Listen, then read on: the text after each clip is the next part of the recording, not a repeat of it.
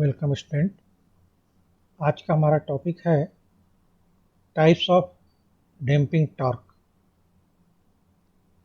इसके पहले वीडियो हमने देखा था कि जो इंडिकेटिंग टाइप के जो इंस्ट्रूमेंट होते हैं उन इंडिकेटिंग टाइप इंस्ट्रूमेंट में तीन प्रकार के टॉर्क कार्य करते हैं। उसमें पहला जो टॉर्क था वो कंट्रोलिंग टॉर्क, दूसरा जो उसमें हमने देखा था वो देखा था डिफ्लेक्टिंग टॉर्क, और तीसरा जो टॉर्क कार्य करता है इंडिकेटिंग इंस्ट्रूमेंट में वो है डैम्पिंग टॉर्क। तो यहाँ पे हम डैम्पिंग टॉर्क को विस्तृत अध्ययन करेंगे, जिसमें देखेंगे कि डैम्पिंग टॉर्क एक मीटर के अंदर क्यों आवश्यक है और उस मीटर में डैम्पिंग टॉर्क कैसे उत्पन्न किया जाता है। तो सबसे पहले हम देखते हैं कि डैम्पिंग टॉर्क क्या होता है और ये इंडिकेटिंग इंस्ट्रूमेंट में इस टॉर्क का रोल क्या होता है, क्यों उसकी आवश्यकता पड़ती है। तो डैम्पिंग टॉर्क वह टॉर्क है जो कि मीटर में तुरंत रीडिंग लेने के लिए आवश्यक है, क्योंकि जैसे ही मीटर में डिफ्लेक्टिंग टॉर्क उत्पन्न होगा उस टॉर्क की वजह से पॉइंटर जो है स्केल पे मूव करना शुरू कर देगा, और जब पॉइंटर स्केल पे मूव करेगा तो उससे फाइनल रीडिंग आने पर, मतलब अपने उसका जो अंतिम जो पाठ्यांक होगा उस अंतिम पाठ्यांक फाइनल रीडिंग के आने के बाद जो पॉइंटर जो है वो पॉइंटर तुरंत स्थिर होना चाहिए। उस पॉइंटर को आइसोलेट नहीं करना चाहिए, मतलब पॉइंटर जो है एक दो रीडिंग के बीच में अगर हिलता है उसी को हम कहते हैं आइसोलेट करना। और अगर वो पॉइंटर आइसोलेट करेगा तो हमको रीडिंग लेने में दिक्कत जाएगी, क्योंकि जब तक पॉइंटर पूर्ण रूप से स्थिर नहीं होगा तब तक हम रीडिंग नहीं ले सकते। तो इस तरीके से डैम्पिंग टॉर्क पॉइंटर को स्केल पे तुरंत स्थिर होने में मदद करता है, जिससे हमको रीडिंग लेने में आसानी होती है। अब यहाँ पे हम देखते हैं कि ये जो डैम्पिंग टॉर्क जो होता है वो तीन तरीके का होता है। जैसे यहाँ पे आप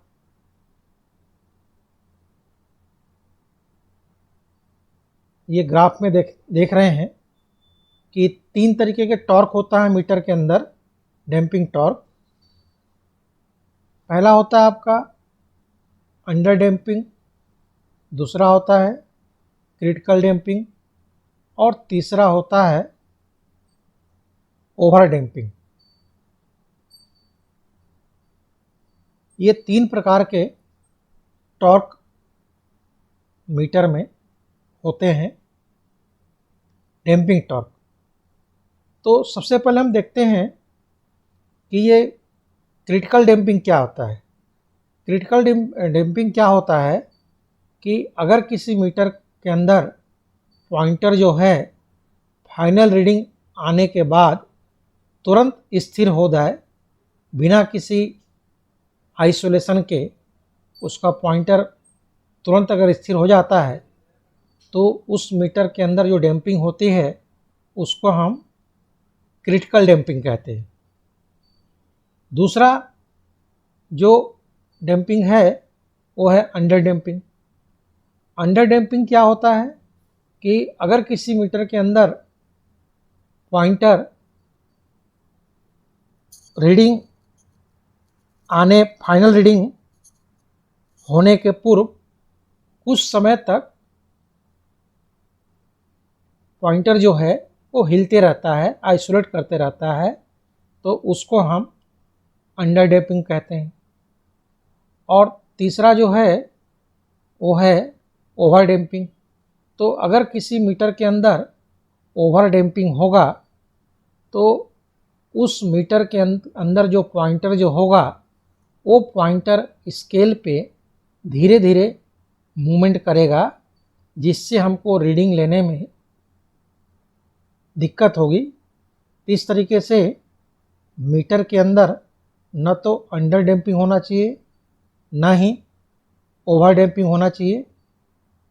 क्रिटिकली डैम्प्ड होना चाहिए मीटर, जिससे हमको रीडिंग तुरंत मिल जाए और किसी प्रकार का रीडिंग लेने में त्रुटि न हो।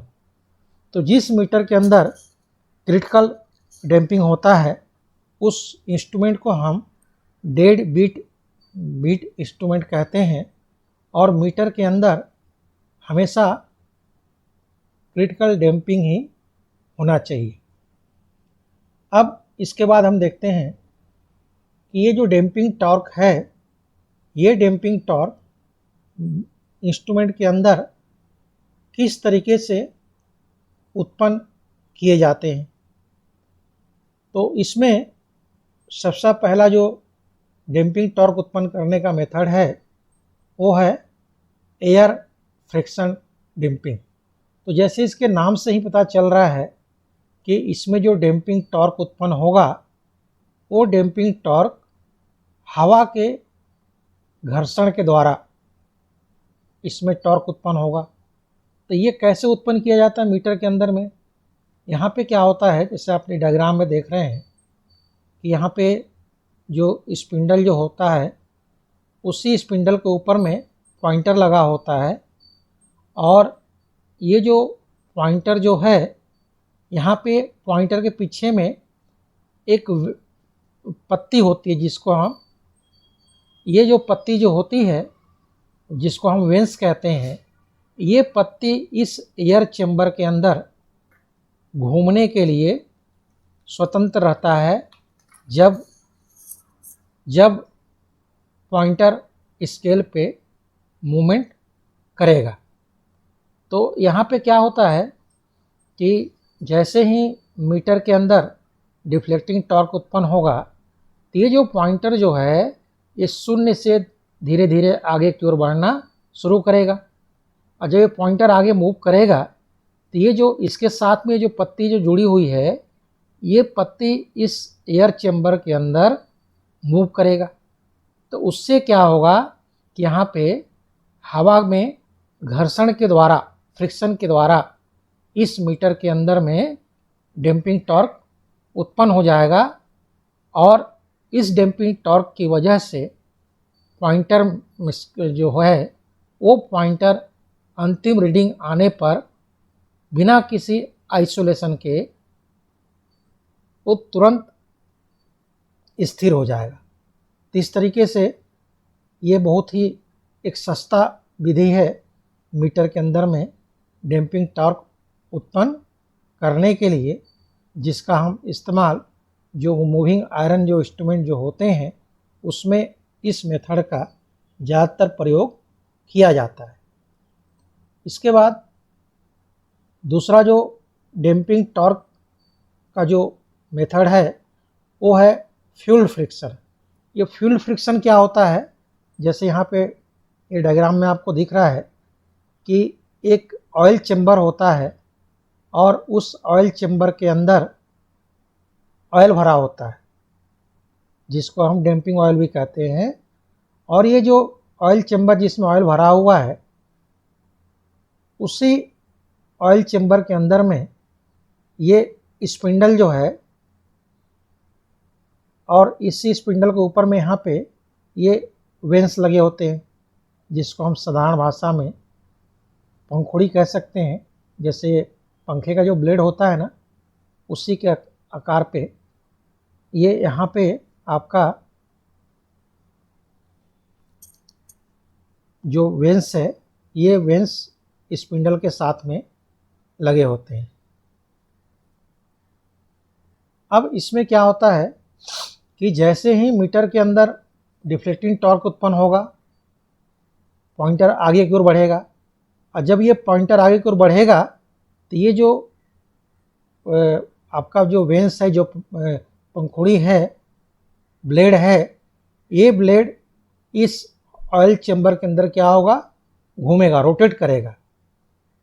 जब रोटेट करेगा तो ब्लेड और ऑयल के बीच फ्रिक्शन होगा। उस फ्रिक्शन की वजह से इसमें डैम्पिंग टॉर्क उत्पन्न हो जाएगा, जिसको हम कहते हैं फ्यूल फ्रिक्शन डैम्पिंग। और इसमें इंस्ट्रूमेंट के अंदर में आवश्यक डैम्पिंग टॉर्क उत्पन्न हो जाएगा। इसके बाद तीसरा जो डैम्पिंग टॉर्क उत्पन्न करने का जो विधि है वो है एडी करंट डैम्पिंग। ये एडी करंट डैम्पिंग क्या होता है, जैसे इसमें यहाँ पे इसके नाम से ही पता चल रहा है कि इसमें मीटर के अंदर में एडी करंट उत्पन्न होगा और उस एडी करंट उत्पन्न होने की वजह से ही उस मीटर के अंदर में डैम्पिंग टॉर्क उत्पन्न हो जाएगा। तो एडी करंट डैम्पिंग मेथड उस मीटर में इस्तेमाल किया जाता है जहाँ पे परमानेंट मैग्नेट लगा होता है, यानी मूविंग कॉइल मीटर। जो मूविंग कॉइल मीटर होते हैं उसमें हम परमानेंट मैग्नेट का इस्तेमाल करते हैं। तो यहाँ पे क्या होता है कि जो परमानेंट मैग्नेट जो लगा होता है, इस परमानेंट मैग्नेट के बीच में एक हेलो सिलेंडर का होल होता है और उसी होल के बीच में स्पिंडल लगा होता है।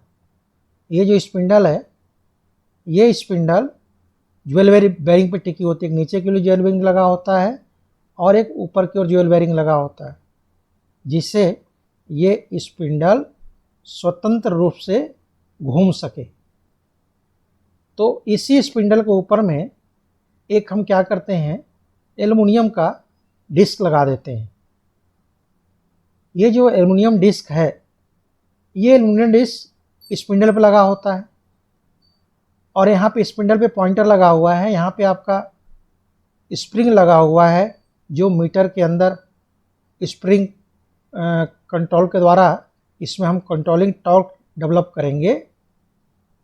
और जैसे ही मीटर में डिफ्लेक्टिंग टॉर्क उत्पन्न होगा तो ये पॉइंटर स्केल पे मूव करना प्रारंभ कर देगा।